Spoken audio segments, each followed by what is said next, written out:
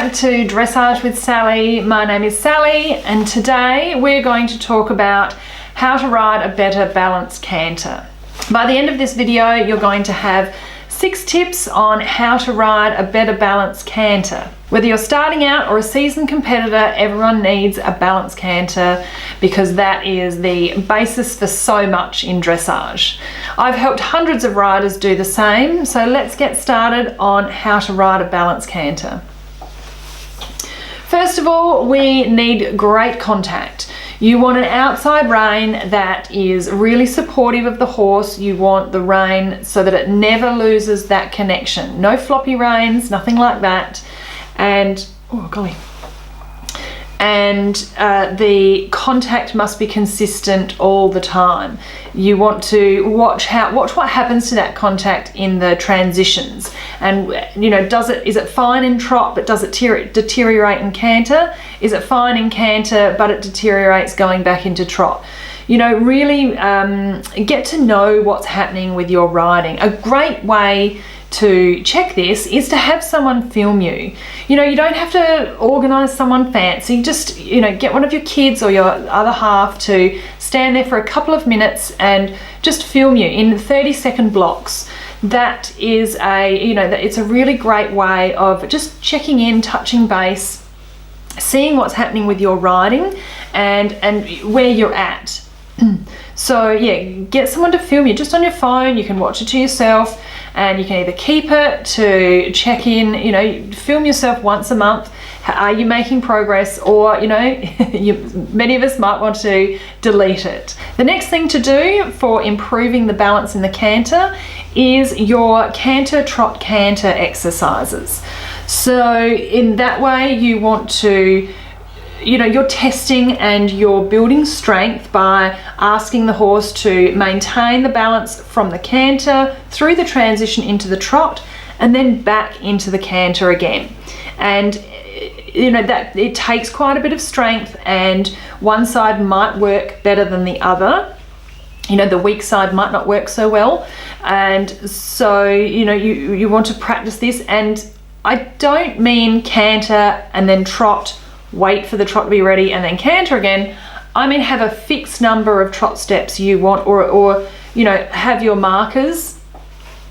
Be very specific about where you want to canter again, and you want that distance to become shorter and shorter as well, so that you might get to a point where you're only trotting 3, 4, 5 steps when you can pop straight back into canter again.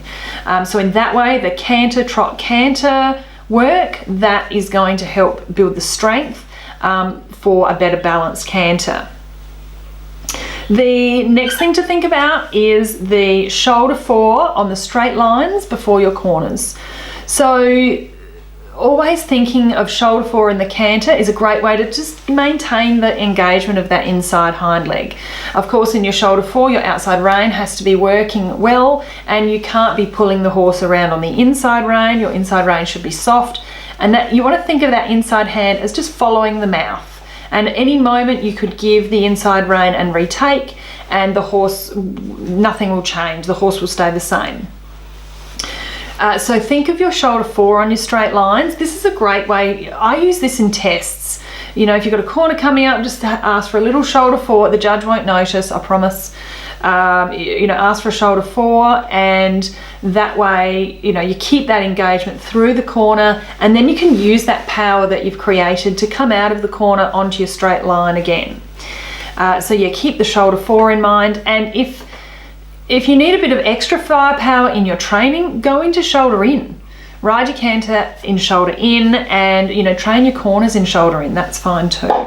Be careful not to get a leg yield. Be careful that you're not asking for the leg yield, because the horse could be using that to its advantage and disengaging those hindquarters, and then creating an unbalanced situation. So make sure it really is a shoulder in, not a leg yield. And again, when you're filming, double check where your inside leg is. If your inside leg is anywhere away from the girth, then it's not in the right position. You probably don't have a shoulder 4.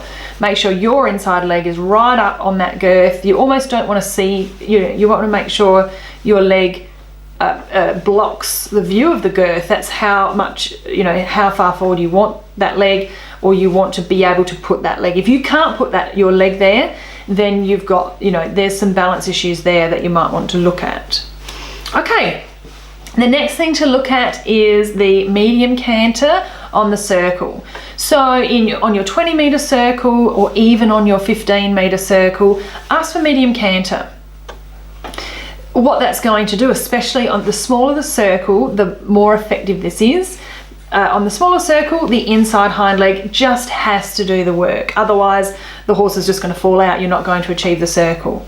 So yeah, on your 15-meter circle, you could even try it on something smaller.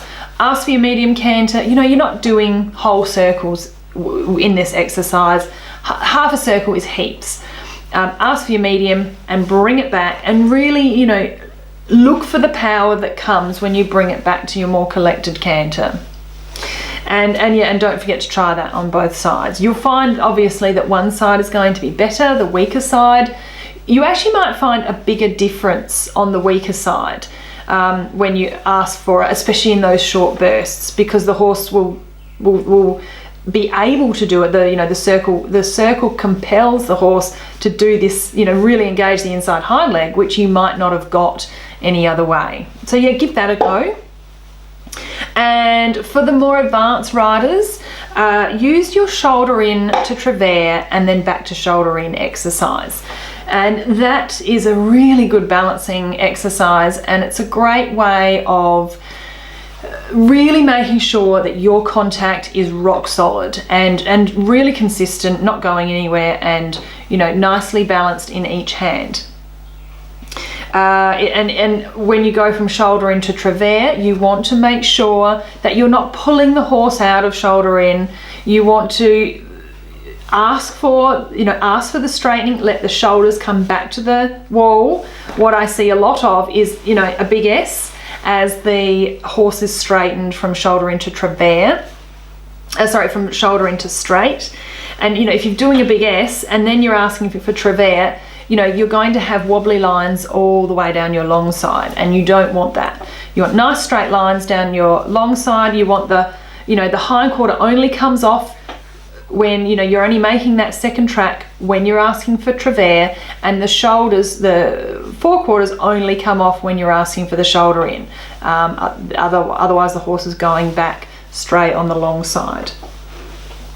So, and of course do it on both sides, and see how that helps to strengthen your canter and really balances the horse. The horse has to stand up for many of these exercises. The horse has to stand up really straight. You've got that wither right up in front of you, and and don't forget to sit appropriately.